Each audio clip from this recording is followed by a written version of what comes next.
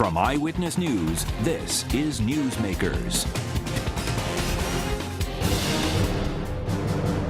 Lately, the 2,000-year-old Catholic Church is getting major headlines both nationally and locally. From the Pope helping to broker better U.S.-Cuban relations to the Bishop of the Providence Diocese weighing in on the 2014 Rhode Island governor's race. This Christmas week, we get an update on the state of the Catholic Church in Rhode Island with our guest, Roman Catholic Bishop of Providence, Thomas Tobin. Welcome to Newsmakers. I'm Tim White. Joining me on the panel, my colleague from WPRI.com, reporter Ted Nesi, and our guest, as we said, is Bishop Thomas Tobin. Bishop, thank you for joining us on the program. Tim, Merry Christmas to you. Tim, Ted, good morning, and Merry Christmas to you and to all of our watchers today. We are taping this program, I should let the viewers know, on the Tuesday before Christmas, but many of you are watching it the weekend after. So I want to start with something that was in the headlines this week, and that is Pope Francis stunned many when he, I guess in my words, he blasted the Vatican bureaucracy, accusing cardinals and bishops of, in his words, leading hypocritical double lives and suffering from spiritual Alzheimer's. What was your reaction to his speech, and have you ever seen anything quite like that? Well, I think one of the things we've grown to understand about our new Pope, Pope Francis, is that he's a man who will speak very directly and very clearly and often in very challenging ways. So, in a sense, his address to the Roman Curia this week is in that pattern. Remember, he was elected Pope to do, among other things, to try to set a new tone, a new direction to the Vatican, to the bureaucracy in particular. And he has done that in many ways, on many occasions, with his words, his deeds, his example. So this is a continuation, I think, of one of his primary agenda items, trying to set a new tone to the Roman Curia, to the bureaucracy, not just structurally, but trying to change hearts and attitudes as well. So in a sense, that's a continuation of that. The other thing to keep in mind, even though his words were addressed to the priests and bishops and cardinals who were in front of him at that meeting, he also made it very clear that this was a challenge for the whole church, not just for the Roman Curia, for the bureaucracy there. It was a challenge for all of us who are part of the Catholic Church, for our parishes and our schools and our dioceses and our Catholic organizations. When he speaks about how evil gossip and rumor is, for example, when he talks about not being too power hungry or ambitious, when he talks about not leading double lives, he's not just talking to those people in front of him, he's talking to all of us. And I think it was intended as an examination of conscience for us as we reach the end of the year. You know, we'd make New Year's resolutions. I think, in a sense, he's using the spirit of Christmas, the end of the year, to challenge those and challenge all of us. After a synod at the Vatican, a gathering, you wrote Pope Francis is fond of, quote, creating a mess, and then you went on to say mission accomplished. Pretty strong words. Where do you stand apart from Pope Francis? Well, first of all, let me say, and I probably haven't said it often enough and as clear enough as I said, I really like this Pope. I think he... That will surprise people. They think maybe you're not sure about it. No, not really, because I've often said in writing and in speaking that this Holy Father has inspired the church and challenged the world, and that's something I think that we really need to see and to hear. So even though I've spoken out about very particular issues and items coming along, I really do like and admire this Pope. I wish I could be more like him in many, many ways, because he is challenging all of us. He's leading a very authentic life, and he's saying things and doing things we should all try to do. So that particular quote, when we said that the Pope was making a mess, as you probably know, that was a direct quote from the Holy Father's words himself. Yep. Mm-hmm. And when he said that, he was speaking to the young people in Brazil, but I think to all of us, again, saying, let's create some excitement. Let's do something positive. Let's stir things up. So when I quoted him with that phrase, it was really intended to be a positive reflection of what the Pope was doing for the church and the world. But obviously, just in that little soundbite, it didn't come out that way. Did that take you by surprise when the reaction was? Well, I suppose a little bit. Again, the comments I offered were meant to be random thoughts, somewhat casual, even maybe a little bit humorous. Wasn't always taken that way, but I do have great admiration and respect for this Pope, and we should all try to be a little bit more like him. So many people admire the Pope and love Pope Francis, and that's terrific. But we have to listen to what he's saying, too, and see how it applies to us. I'm curious, have you met with Pope Francis? I know there's thousands of bishops, so not everyone gets a lot of time with him. But Right. have you met with him at all? No, I haven't had a chance to meet with him since he's been chosen as Pope. I have not been to Rome, and as you know, he has not been in the United States. In fact, he's never been to our country, apparently. So I haven't had the opportunity to meet with Pope Francis. I would love to do so someday. He's coming to the United States, in September for the World Meeting of Families. So that will be an opportunity, I suppose, to have some general meetings. I'm sure it won't be a one-on-one, Right. but some general meetings with the Holy Father when he comes in September. I'm curious if Pope Francis, and I know some of it is hype and publicity around him and everything, but has he in any way impacted your own work as a bishop, the way you carry things out? Has it impacted you at all in the way you day-to-day are Bishop of Providence? Well, again, what he is encouraging us to do is to have the church be vibrant, to be alive, to be interactive and involved in the life of the world. In many ways, I've tried to do that as Bishop of the Catholic Church in Providence. Certainly, I've been rather outspoken, I suppose, on a lot of current issues. Nothing unusual about that. I will be here 10 years in May. So for 9.5 years now, I've been trying to do those things. And also some of the work the church is doing, we've been doing for a while. Our Keep the Heat On program, providing heating assistance for needy families. The Emmanuel House Shelter, and providing shelter, emergency shelter for guys who are on the streets. Our supportive food pantries and soup kitchens and education in our cities. We're doing a lot of the things the Pope has encouraged us to do. So I take some comfort in that. At the same time, I think the Holy Father's words challenge us always to do that examination of conscience and our personal spirituality, our personal lifestyle, the ministry of the church. We can never reach the point where we say we have it done perfectly now. I think he's challenging us to look at ourselves, to be honest, to be authentic, to continue the work of the church, to make the church relevant and open in the world. And you mentioned there that you'll have been here 10 years in Providence. Bishops don't have to send in their retirement letter till they're 75. Do you expect to remain in Providence till 2023 when you'd be at retirement age? I expect to. It will be 2023, so I'll be 75. It's another 8 years away. So yeah, I fully expect to be here. I have no indication or need or desire to go anywhere else. I love the Diocese of Providence. I love all the people of this church. I love being in Rhode Island. And because it is small, there's a lot we can do as a church and make an impact. So it's been a wonderful 9.5 years, and I fully expect to be here until the end. I want to talk about the state of the Rhode Island Church now, and when I tell people that you're going to be our guest on the show, like it or not, this is one of the top questions we have, and there are a few Catholics in the state, as you may know. Yes. So looking to the new year, a lot of people want to know if we can expect any more church closings or consolidations. I'm not sure. We are constantly looking at that process. We have an ongoing process of looking at our churches, our church buildings, our congregations throughout the state, everywhere from Providence to Pawtucket to Woonsocket to West Warwick. Everywhere the church is present, we're constantly monitoring that situation. We know there are many places where the church population has changed. Some parishes have serious financial needs. Some church buildings are not in very good shape. So at this point, we don't have a large-scale, massive church reorganization project going on, but we're constantly monitoring the situation of our parishes and our schools. Right now, I don't envision any schools closing in the immediate future. I don't envision any parishes closing in the immediate future. However, we continue to study all those situations. Is it possible that some churches will be closed, some congregations merged? More likely that we're going to ask some priest to cover more than one church. We've already started down that road. As you know, that process will probably continue because we're running out of priests. Right now we have about roughly 150 priests active in ministry in the state. In the year 2000, we had 202 What do you make of active that? priests. Well, very simply, I think the demographics are changing. Our priests are getting older.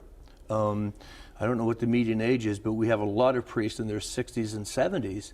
Every year, we have a pattern where 4 or 5 or 6 priests are reaching retirement age. Some are in poor health. They retire.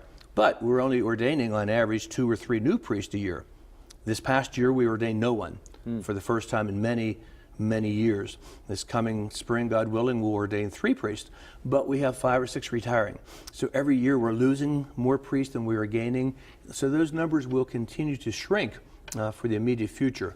Our priests are working really hard. They're good guys and they're very dedicated, but we can only stretch them so far.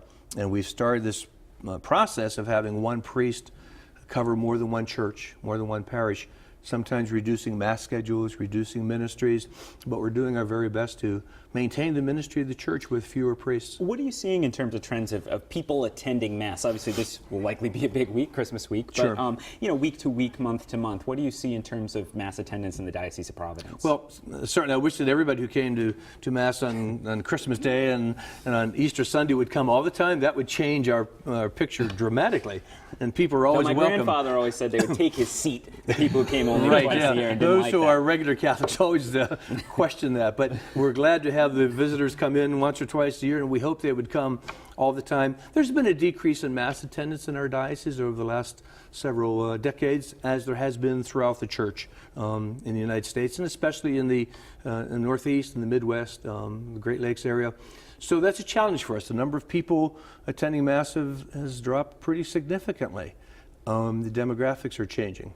The church, the Catholic Church in the South and the Southwest is growing. It's burgeoning, but not so much in our area. So we certainly want people to come to Mass, and we hope that when they come, they understand why they're there. They're welcome to come every Sunday. Bishop, we're approaching a break, so I want to end this half where we began, and that's with Pope Francis. Some Catholics have expressed pride in seeing Pope Francis play a role in mending the relationship between the U.S. and Cuba, but some Cuban Americans, who are primarily Catholic, feel betrayed. How do you feel about it? Well, I guess any diplomatic overture like that will be somewhat controversial. And obviously, we're not directly involved in that process. Right. The announcement came as much as a surprise to me as it did to everyone. But apparently, Pope Francis worked very closely with the American government, the Cuban government, to bring about that beginning of a reconciliation. I think it's going to be an ongoing process. But isn't that what the Pope is supposed to do? You know, one of the titles we use for a Pope is pontiff. A pontifex, a pontiff. That means he's a bridge builder, is what the word pontiff means. So I think the Holy Father is working to build bridges among nations and within the church and between the church and other constituencies as well. And as a bishop, again, going back to what we were talking about at the beginning, I mean, do you feel frustration with the Roman Curia? The Pope has been very critical of the Vatican and the Roman Curia. Do you feel they work in a way that is helpful to bishops in their own dioceses, or do you feel frustration? We don't have a lot of ongoing relationships and contacts with the Roman Curia on a day-to-day basis. Now, there are many occasions where we do have some contact with certain dispensations and permissions and so forth. I've found them to be rather responsive and very helpful. There's a lot of people that work at the Vatican. When the Holy Father talks about some of the transgressions, the diseases, it's important to remember that there are a lot of people there, priests, bishops, and cardinals, who are very good guys, good men, holy men, devoted to their work. And I'm sure the Pope did not mean to exclude them in any way. Generally speaking, my relationship with the Office of the Vatican has been very positive, but we don't have that contact all the time. Our guest this week is Bishop Thomas Tobin. When we come back, we're going to talk politics and football, and I can tell you the bishop is not a Patriots fan. Stay with us. You're watching Newsmakers.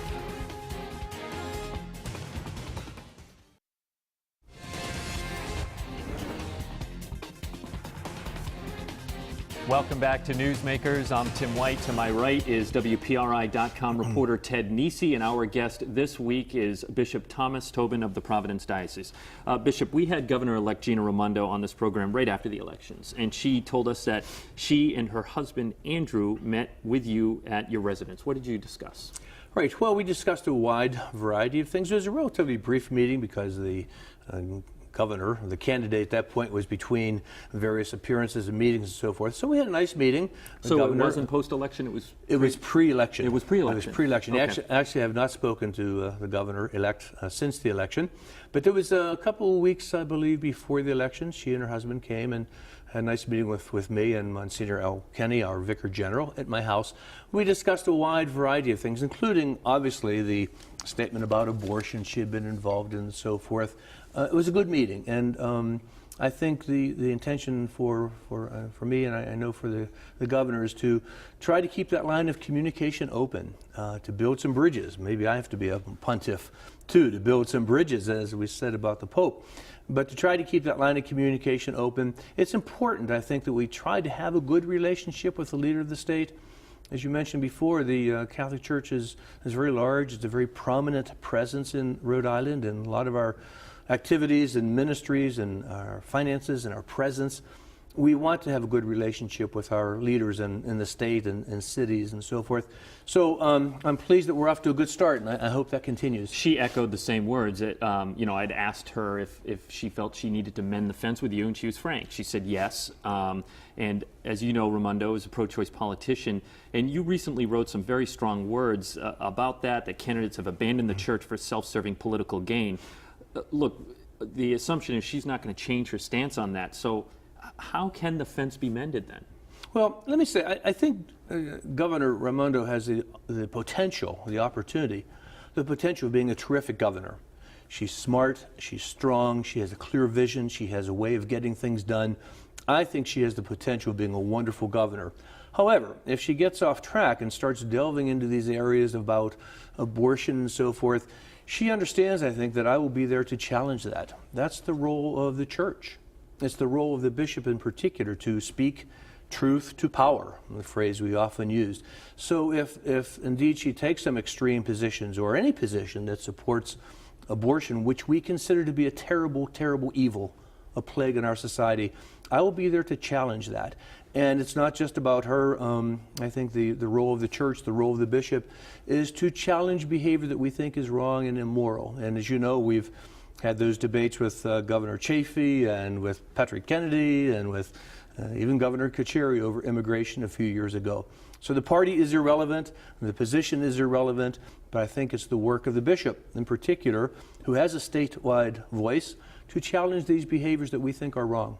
How do you balance? We heard from Catholics, some who said they were regular church-going Catholics who said, "I wish the bishop." They feel uncomfortable with the bishop being so outspoken on politics. And I know you feel strongly, as you said, it's a grave evil and you have to speak. But do you ever worry it could interfere with your pastoral mission as the bishop? No, I think that is part of my pastoral mission as a bishop, to fulfill that prophetic role, to be a preacher, to be a teacher. The role of the bishop is to teach. It's to govern, and it's to sanctify in prayer and worship. But one of the roles I take very seriously is to preach and to teach and to fulfill that prophetic role. So it's not different than my pastoral role, it's part of it. And indeed, I would be at fault if I didn't fulfill that. Now, different priests and different bishops do that in different ways, and we understand the issues change from time to time. There are different personalities involved. My personality is different than many other bishops, I suppose.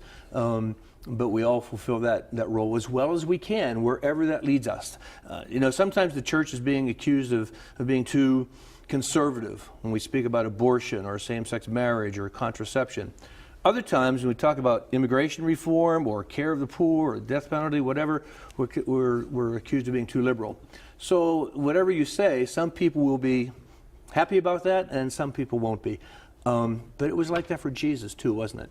Some people liked him, some people didn't. Some accepted his teachings, some didn't. That's the work of the church in every generation. Another polarizing topic in that question for you: should divorced Catholics be allowed to receive communion? Well, as you know, I wrote an article about that in my newspaper, the Rhode Island Catholic, prior to the Synod on the Family that took place in Rome in October. And my position was, it's a difficult issue, but I certainly hope that the bishops, the cardinals, the Holy Father, I hope they look at that question very seriously. And that was pretty much the thrust of my article. It's a huge issue. We have thousands of Catholics throughout the state of Rhode Island, good people, faithful Catholics who are in situations that have developed over the years that prevents them from receiving Holy Communion because of a second marriage. And sometimes they're just in situations that have developed over a long time, and they're difficult situations, but they're good people and faithful people. And I hope and I pray truly that the church can find a way of welcoming them to Holy Communion. But that's, as I said in the article, there are a lot of guys, a lot of men who are a lot smarter and holier than I am. It's a very difficult issue. because on one hand, we want to reach out and welcome people into the church and into the sacraments. On the other hand, we have to be faithful to the teachings that we believe come from Christ. We dare not compromise that or change that.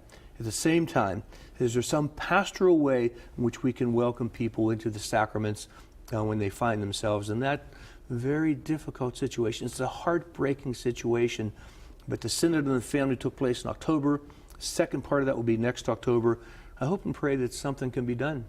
There was also a tumult at the Synod of Bishops when a draft document, and this is what you were discussing in that piece you mentioned in the first half, used strikingly positive language about same-sex relationships. That was significantly changed in the final draft. What was your reaction? Were you shocked when you read that language? Surprised? Did it not surprise you, the draft document? Well, when that draft document came out, and it was halfway through the 2-week Synod process, we received some inquiries at the time, and I said, everybody relax a little bit. This is an interim document. It's a working document. It will be changed. So I was a little bit surprised by the language, but not surprised that it was changed because that's how the process works. And again, this is the working document now going forward for the next Synod of Bishops next October. So that's the way the process works. There's debate, documents, interim statements, and we'll see what comes out next October when the Synod is over.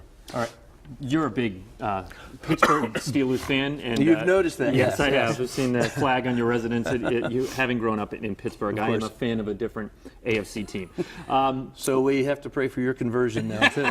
It's not going to happen. Good luck with that. All right. Well, you know, we believe in miracles. That's what we say at Christmas time. We believe in miracles. That would be quite a miracle.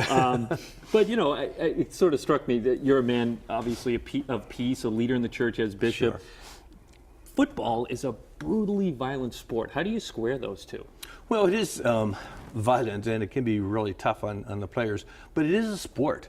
So whether we play it on a elementary school level or high school or college or football or professional, by nature it's going to be a contact sport. Now there has to be, I think, some boundaries there, and that's what the rules are for and the equipment and so forth. I think they have to be careful about that. Everybody's concerned about the concussions that everybody's experiencing in football and hockey and lots of other sports as well. So I think they need to be very careful about that, but to play the sport as well. By nature, it's a contact sport. Spoken like a Steelers fan. I mean, that's a smash-mouth football team, and they have changed the rules, right, to try and make it safer and also to... Right. Obviously, we want everybody to be safe. Right. As I said to somebody recently, I pray for the safety of the Steelers. I pray for the quarterback of the Steelers, too, and the running backs, and for all teams, of course. But there's a priority there. I was struck a couple years ago now when the writings of Mother Teresa came out, and she had doubts. She had difficulties in her faith life, which shocked people because she seemed like the epitome of a modern person living a holy life. You've been a priest for more than 40 years. I'm curious, has your faith ever wavered? Have you ever had difficulties in your personal faith life? That's a very good question. Faith is a journey. So you never reach a point where it's completed, where it's perfect, until someday, God willing, we're all in heaven together. That's our ultimate goal. But until then, faith is a journey. So there are times you take 2 steps forward, perhaps, and 1 step back, or vice versa.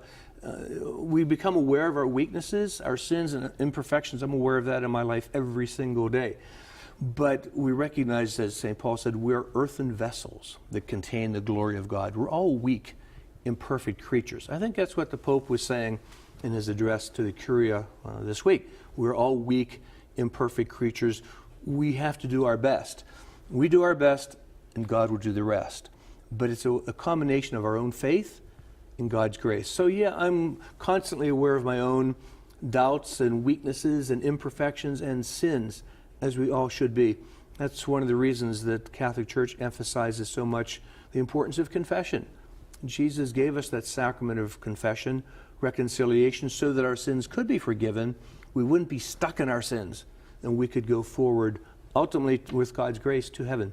But we're all in that same journey together, and that's one of the things I think Pope Francis has spoken so well about, is that we're journeying together, and we have to support and encourage each other. We have about a minute left. You had brought up the Keep the Heat On program entering its 10th season, something you began. And these programs, I find, can often be an indicator for the economy.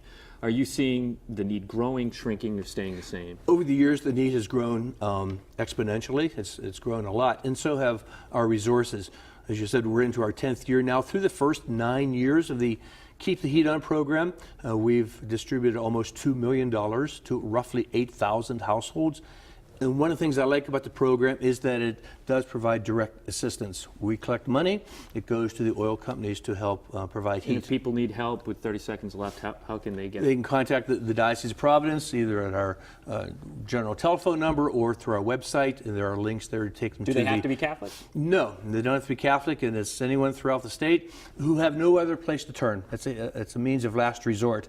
But it's a great program, and we're very thankful for all those who have supported it so well throughout the first 9 years. Bishop, we thank you very much for joining us on the program. And for most of you watching on a Sunday, I hope you had a Merry Christmas, a Happy Holidays. I'm off next week. The show is in the capable hands of Mr. Nesi. I believe you have Sam Sutter. Mayor-elect of Fall River. We'll talk to him next week. It's going to be a good program from everyone here at Newsmakers and Eyewitness News. Happy New Year to you, and we will see you next week on Newsmakers. Bishop, thank you.